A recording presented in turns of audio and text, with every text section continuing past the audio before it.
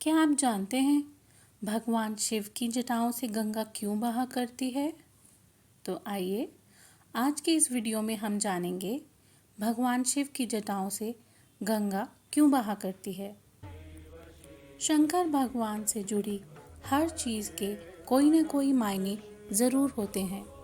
ठीक इसी प्रकार उनकी जटाओं से बहने वाली गंगा के पीछे भी एक कथा है। आप सभी की जानकारी के लिए ये बता दें कि गंगा नदी पहले पृथ्वी पर नहीं स्वर्गलोक में बहा करती थी। ऐसा क्या हुआ जिसकी वजह से गंगा मैया को पृथ्वी पर आना पड़ा?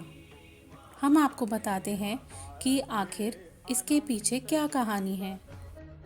जैसा कि आप सभी जानते हैं, माँ गंगा को शास्त्रों में देवी कहा गया है। एक समय की बात है, भागीरथी नाम के एक प्रतापी राजा थे और वो चाहते थे कि उनके पूर्वजों को जीवन मरण के दोषों से मुक्त करने हेतु माँ गंगा धरती पर आ जाएं।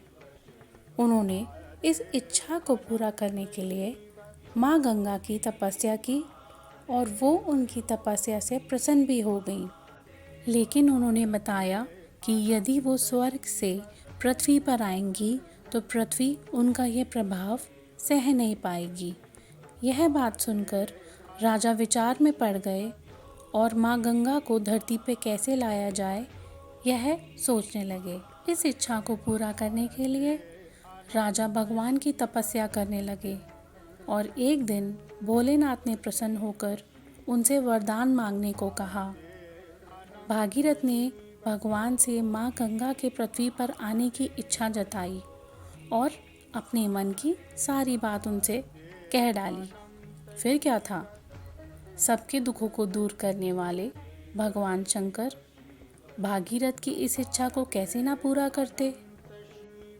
जैसे ही माँ गंगा पृथ्वी पर आने लगी, प्रभु ने उन्हें अपनी जटाओं में धर लिया और फिर उनकी जटाओं से गंगा मैया 7 धाराओं में प्रभावित हो गईं और तभी से गंगा मैया का धरती पे वास हुआ।